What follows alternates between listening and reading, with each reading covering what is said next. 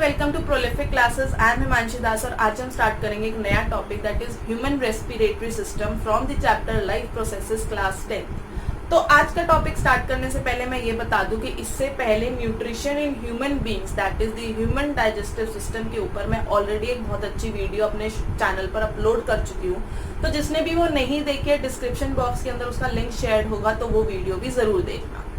तो स्टार्ट करते हैं हम रेस्पिरेशन से। We know that we are living beings, we know that we perform different activities on our daily basis and we need energy for those activities to be perform. वो energy हमें कहाँ से मिलती है? वो एनर्जी हमें मिलती है जो हम खाना खाते हैं। अब उस खाने से एनर्जी कैसे बनती है वो पार्ट आता है हमारा रेस्पिरेशन के अंडर।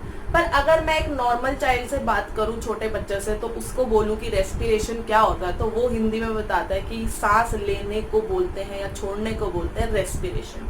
पर जैसे जैसे हम बड़े होते हैं तो हमारे सामने रेस्पिरेशन से रिलेटेड दो टर्म्स आ जाती है, that is breathing and respiration itself. Breathing और रेस्पिरेशन काम रेस्पिरेटरी सिस्टम का ही करता है, पार्ट उसी का है, पर उसमें एक स्लाइट सा डिफरेंस होता है जो कि हमें जानना बहुत जरूरी है। तो अगर बात करूं ब्रीदिंग की, जैसे ही हम ऑक्सीजन रिच एयर को अपनी बॉडी के अंदर एंटर करवाते हैं थ्रू आवर नोस्ट्रिल्स, उसको हम नाम दे देते हैं इनहेलेशन, या फिर हम कहते हैं कि we have inhaled the air, right. Similarly जब हमारा सांस छोड़ने का टाइम होता है तो we exit the carbon dioxide rich air from our body through our nostrils itself, तो उसको बोल देते हैं हम एक्सहेलेशन, या फिर हमने एयर जो है वो एक्सहेल कर दिया।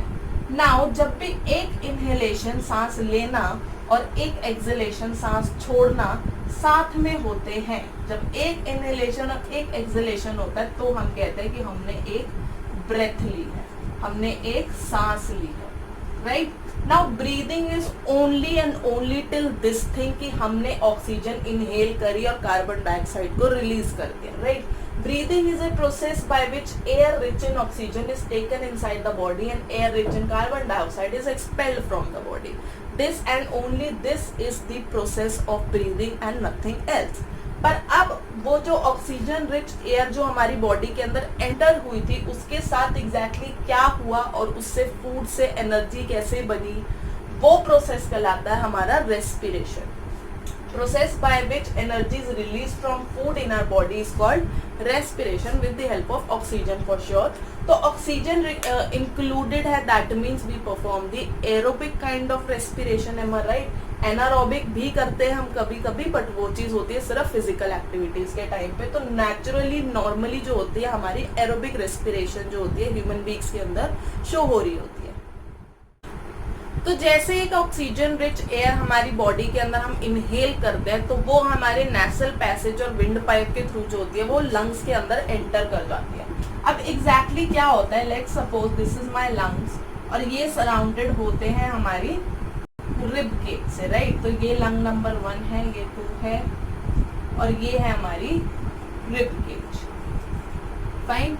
अब आई नो रिब केज के जस्ट नीचे जहाँ पे हमारी खत्म होती है रिब केज, वहां पर एक फ्लैट मस्कुलर सी शीट होती है जिसका नाम होता है डायफ्राम, फाइन। अब जब इनहेलेशन का प्रोसेस हो रहा होता है तो एग्जैक्टली क्या होता है, अब खुद सोचो, हमारे को लंग्स के अंदर और एयर फिल इन करनी है, that means we require a little bit more of the space, right.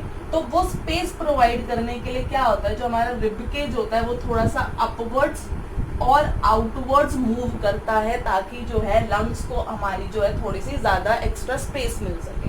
Similarly अगर नीचे से बात करूं तो जो हमारा डायफ्राम है वो भी थोड़ा सा डाउनवर्ड मूव करता है ताकि ऊपर जो है हमारी चेस्ट कैविटी के अंदर थोड़ी सी स्पेस बन जाए। अब ऑब्वियसली हमारे रिब केज से जो होते हैं हमारे लंग्स जो है वो प्रोटेक्टेड है एंड कनेक्टेड है। तो जैसे ही यहाँ से चेस्ट कैविटी की जो स्पेस होती है वो एक्सपैंड होती है, वैसे ही हमारे लंग्स की भी जो स्पेस होती है थोड़ी सी उसके अंदर एक्सपैंड हो जाती है। अब थोड़ा सा खुद लॉजिक लगाओ, यहाँ पर हमारी एयर जो है वो एंटर कर चुकी है through the nasal passage and wind pipe हमारी चेस्ट कैविटी के अंदर, वो एयर है ऑक्सीजन रिच, राइट। अब लंग्स के अंदर जो है वॉल्यूम जो था वो इंक्रीज हो गया है, दैट मीन्स जो इसके अंदर के मॉलिक्यूल्स कुछ भी होंगे उनका प्रेशर जो होगा वो डिक्रीज हो चुका होगा। एम आई राइट? जो एयर ऑलरेडी अंदर थी उसका प्रेशर जो था हमारा वो डिक्रीज हो चुका है लंग्स में, बिकॉज वॉल्यूम जो था वो इंक्रीज हो गया। अब क्योंकि बाहर ऑक्सीजन का कॉन्सेंट्रेशन ज्यादा है और अब अंदर ऑब्वियसली कम है, तो हमारा जो प्रेशर था वो रिड्यूस हो गया। तो हायर कंसेंट्रेशन से लोअर कंसेंट्रेशन जो हमारा रूल होता है, हमारी ऑक्सीजन जो होती है वो हमारी लंग्स के अंदर एंटर कर जाती है, right? So this is how कि प्रेशर रिड्यूस किया जाता है बाय एक्सपैंडिंग द वॉल्यूम, और उसके थ्रू जो होता है from higher concentration to lower concentration हमारी ऑक्सीजन जो होती है वो लंग्स के अंदर एंटर कर जाती है। वही मैं बात करूं एक्सहेलेशन की, राइट? अब सिमिलर सी चीज देखते हैं, हमारा रिबकेज जो था अब एक्सहेल करना है, मतलब एयर को रिलीज आउट करना है, मतलब अब हमें उतनी स्पेस की रिक्वायरमेंट नहीं है। तो जो हमारी रिबकेज होती है वो जो होती है वो जाती है थोड़ा सा वापस अपनी प्लेस पे, that is downwards and inwards. तो जो स्पेस अगर इतनी बन चुकी थी तो वापस अपनी जगह पर वापस आ जाती है।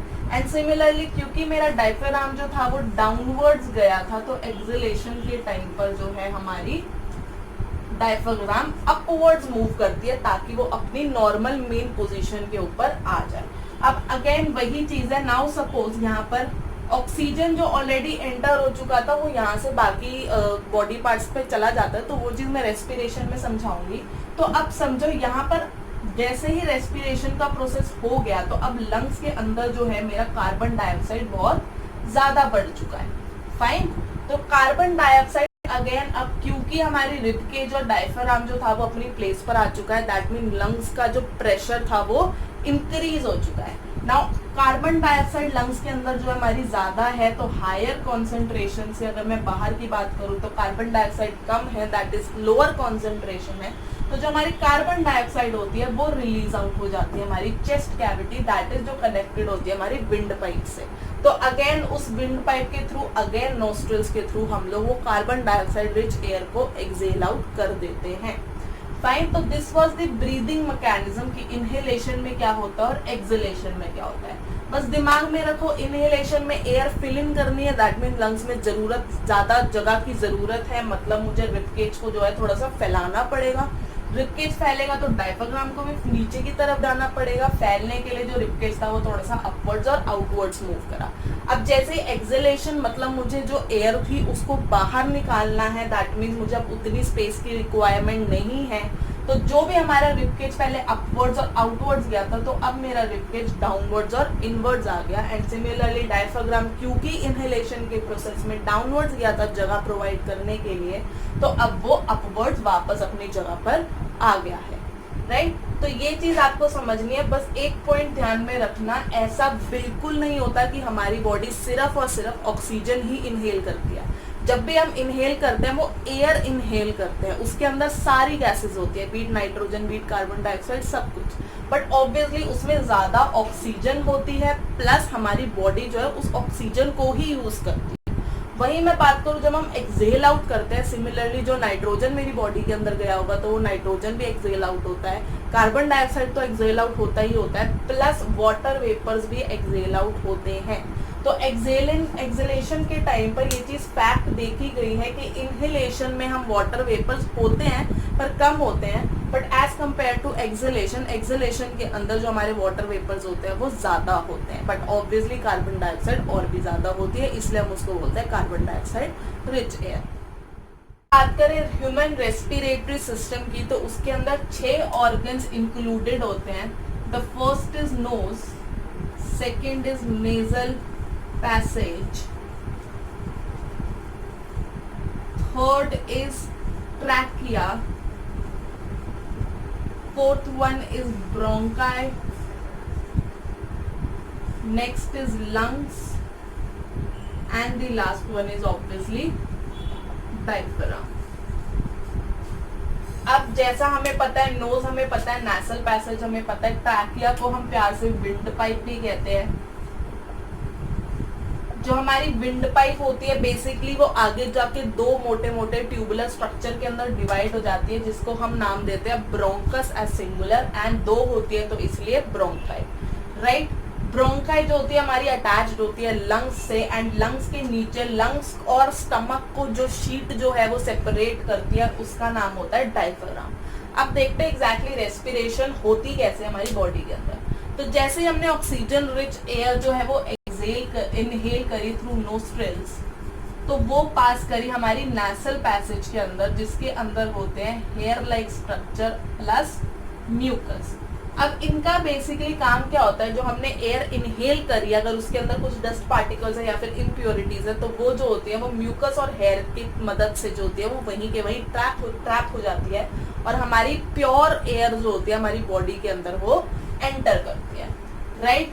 देन कम्स विंड पाइप के अंदर वो जो एयर होती है वो एंटर होती है, एंड विंड पाइप का क्वेश्चन बच्चों का ये होता है कि बार बार जो होती है एयर एंटर हो रही है एग्जिट आउट हो रही है, तो ऐसा नहीं होता कि विंड पाइप की जो है वो वॉल्स आपस में कोलैप्स कर रही है because of the pressure difference. तो the answer is no, because wind pipe की जो ट्यूब होती है उसके आसपास कुछ bony structures, ring like structure होते हैं कार्टिलेजेस के। Cartilage is not is kind of bone but it is not exactly a bone. तो वो बेसिकली बस सपोर्ट देने में हेल्प करती है ताकि जो हमारी ट्रैकिया की वॉल्स है वो प्रेशर जो डिफरेंस बार बार हो रहा है उसकी वजह से वो कोलैप्स ना कर जाए, राइट। देन कम्स ट्रैकिया से जाती है हमारी oxygen rich air into the bronchi, दोनों ब्रोंकाई के अंदर वो एंटर करती है। और अगर मैं ब्रोंकाई के आगे बात करूं तो ये जो दो ट्यूबुलर स्ट्रक्चर थी वो आगे और छोटी छोटी पतली पतली और ट्यूबुलर स्ट्रक्चर के अंदर डिवाइड हो जाती है, जिसका नाम होता है bronchioles. And similarly her bronchiole के एंड में एक सैक लाइक स्ट्रक्चर होता है जिसका नाम होता है एल्वियोली। अब एल्वियोली वो साइट है जहां पर एक्चुअली में लंग्स के अंदर जो है हमारी गैसेस का एक्सचेंज जो है वो काम करता है, राइट। तो एल्वियोली का मेन काम है एक्सचेंज ऑफ गैसेस का स्पॉट देना, और वो क्यों हो पाता है, क्योंकि वो लंग्स को जस्ट लाइक विली हमारी जो लंग्स है उसकी वॉल्स को एक्स्ट्रा सरफेस एरिया प्रोवाइड करता है ताकि गैसेस ऑफ एक्सचेंज जो है एक्सचेंज ऑफ गैसेस जो है वो ज्यादा हो सके, राइट। नाउ लंग्स का हमने पढ़ा कैसे ब्रीदिंग और ब्रीदिंग आउट के टाइम पर ऑक्सीजन रिच एयर एंटर करती है और कार्बन डाइऑक्साइड रिच एयर जो होती है वो एग्जिट करती है। बट एग्जैक्टली क्या होता है, जैसे ही वो प्रेशर डिफरेंस क्रिएट होता है और लंग्स के अंदर जो है हमारी oxygen rich air fill in हो जाती है और लंग्स जो हमारे एक्सपैंड हो जाते हैं, राइट। तो वहां पर काम होता है कि हमारी जो ऑक्सीजन थी एल्वियोली के थ्रू, जिसकी एल्वियोली के वॉल्स में बहुत सारी ब्लड कैपिलरीज होती है, तो वहां से वो ऑक्सीजन जो थी हमारी उन ब्लड के अंदर डिफ्यूज हो जाती है, and with the help of haemoglobin उस ब्लड के थ्रू जो है हमारी ऑक्सीजन जो है पूरी बॉडी के अंदर ट्रांसफर करी जाती है, जहाँ पे हर सेल के पास ऑक्सीजन पहुंचती है और वो अपनी अपनी एनर्जी जनरेट करता है। एंड सिमिलरली जब रेस्पिरेशन का प्रोसेस दैट इज जब एनर्जी जनरेट हो जाती है तो उसका जो बाय प्रोडक्ट है कार्बन डाइऑक्साइड, इसी तरीके से वो बाकी जो है हमारे वापस लंग्स के पास आता है, दैट इज एल्वियोली के पास होता है, and that is when we exhale out, and हमारी जो एल्वियोली होती है जो बेसिकली लंग्स के अंदर जो हमारा प्रेशर डिफरेंस क्रिएट होता है जिसकी वजह से जो हमारा कार्बन डाइऑक्साइड है वो वापस से हमारी ट्रैकिया और nasal passage and then nostrils के थ्रू हमारी बॉडी से एक्सहेल आउट हो जाता है। और वहीं हमने डायफ्राम का फंक्शन तो बहुत अच्छे से पढ़ ही लिया कि वो बेसिकली सिर्फ ब्रीदिंग मैकेनिज्म के अंदर ही काम करता है कि वो डाउनवर्ड्स और अपवर्ड मूव करता है अकॉर्डिंग टू द रिक्वायरमेंट। तो ये थी हमारी ह्यूमन रेस्पिरेटरी सिस्टम एग्जैक्टली काम कैसे करती है। अब रेस्पिरेशन के टाइम पे एग्जैक्टली होता क्या है, क्या केमिकल फॉर्मेशन होती है, वो हम अब देखते हैं। तो अगर अब देखें एग्जैक्टली रेस्पिरेशन में होता क्या है, तो वी नो कि जो हमारा रेस्पिरेशन का प्रोसेस होता है वहां पर हमारा फूड रिएक्ट करता है ऑक्सीजन से to form carbon dioxide plus water and plus energy, right. Energy की बेसिकली बात करें तो एनर्जी होती है हमारी फॉर्म दैट इज एटीपी की फॉर्म में, एडिनोसाइन ट्राइफॉस्फेट की फॉर्म में, जिसको हम अपनी एनर्जी करेंसी भी कहते हैं, राइट। तो ATP is nothing but a kind of molecule जहां पर एनर्जी की मात्रा जो होती है वो बहुत ज्यादा होती है, तो जिसको हम अपना नाम दे देते हैं एनर्जी करेंसी का हमारी बॉडी के अंदर, राइट। तो पहले मैं बात करती हूँ एग्जैक्टली एरोबिक रेस्पिरेशन में होता क्या है, फाइन। तो एरोबिक रेस्पिरेशन से पहले अगर मैं बताऊं, जो ये फूड और ऑक्सीजन से पहले एक और प्रोसेस होता है, एक छोटा सा स्टेप होता है जो कि मैं इंक्लूड करने वाली हूँ। तो जो हमारा फूड होता है जो कि in the form of glucose होता है, राइट। तो जितनी हमारे पास ऑक्सीजन थी उसके अंदर थोड़ी सी ऑक्सीजन जो होती है वो यूज होती है और बनाती है वो पायरुवेट। फाइन, तो ये एक प्रोसेस है। पायरुवेट कुछ नहीं होता है, कीटोनिक कार्बोक्सिलिक एसिड है, जिसको नहीं पता इग्नोर फॉर राइट नाउ, ठीक है। पायरुवेट एक तरह का मॉलिक्यूल है जो आगे बीच में बेसिकली इसके बीच का एक और स्टेप है। हमेशा जितनी भी रिएक्शंस होती है वो स्टेप्स में काम करती है। तो पायरुवेट का फॉर्मूला मैं लिख रही हूँ, बट अगर आपको याद नहीं भी होता है तो दैट इज कम्प्लीटली फाइन, ठीक है। तो ग्लूकोज जो है वो ऑक्सीजन को थोड़ा सा यूज करके जो ऑक्सीडेशन होती है बेसिकली वो बनाती है हमारा पायरुवेट। ये प्रोसेस जो होता है इसको हम नाम देते हैं ग्लाइकोलिसिस, फाइन। और ये हमारा काम करता है हमारे सेल के साइटोप्लाज्म के अंदर, राइट। ये तब की बात हो रही है जब हमारी ऑक्सीजन जो है वो सेल के पास पहुंच चुकी है, फाइन। तो साइटोप्लाज्म के अंदर जैसे ही हमारी ऑक्सीजन जो होती है वो डिफ्यूज करती है तो हमारा जो ग्लूकोज जो होता है वो ऑक्सीडाइज होता है। Oxidise is nothing but the action of oxygen on to some of the substances. तो उस ग्लूकोज के ऊपर जैसे ही मेरा ऑक्सीजन जो होता है थोड़ा सा अटैक करता है तो वो कन्वर्ट होता है पायरुवेट में। अब बची हुई जितनी भी ऑक्सीजन थी, राइट, जैसे कि मैंने बोला था थोड़ी सी ऑक्सीजन ग्लाइकोलिसिस में यूज हुई और बाकी की ऑक्सीजन जो होती है वो बनाती है हमारी carbon dioxide plus water plus energy, fine. अगर मैं इसको लिखूं तो this is actually C6H12O6 plus 2 molecules of pyruvate लगते हैं और बनते हैं 6 carbon dioxide, 6 water and 38 molecules of ATP। That means इतनी अमाउंट ऑफ एनर्जी जो होती है वो बनती है। एंड ये प्रोसेस नाउ ग्लाइकोलिसिस के बाद का जो प्रोसेस होता है उसको हम बोलते हैं कर्ब साइकिल। अगेन इसको ज्यादा स्ट्रेस लेने की जरूरत नहीं है क्योंकि हम फर्दर क्लासेस के अंदर इसको जरूर पढ़ेंगे डिटेल के अंदर, पर सिर्फ मैं नाम के लिए बता रही हूँ कि इस प्रोसेस को पायरुवेट से ये जो एनर्जी जनरेट होती है उसको बोलते हैं कर्ब साइकिल और ये होती है माइटोकॉन्ड्रिया के अंदर। ना माइटोकॉन्ड्रिया को क्यों हम powerhouse of the cell कहते हैं, दिस इज द रीजन, क्योंकि वहां पर जो है हमारी पायरुवेट से हमारी एनर्जी जनरेट होती है। तो अब अगर मैं बात करूं एनारोबिक रेस्पिरेशन की, ह्यूमन मसल की बात कर रही हूँ तो सिमिलरली वहां पर भी हमारा ग्लूकोज यूज होता है, राइट। जितना भी ऑक्सीजन बचता है हमारी बॉडी के अंदर आता है तो वो ऑक्सीजन यूज होता है पायरुवेट बनाने में, फाइन। एंड क्योंकि अब हमारे पास जो होता है वो ऑक्सीजन नहीं है तो वहां पर बनता है हमारा लैक्टिक एसिड, फाइन।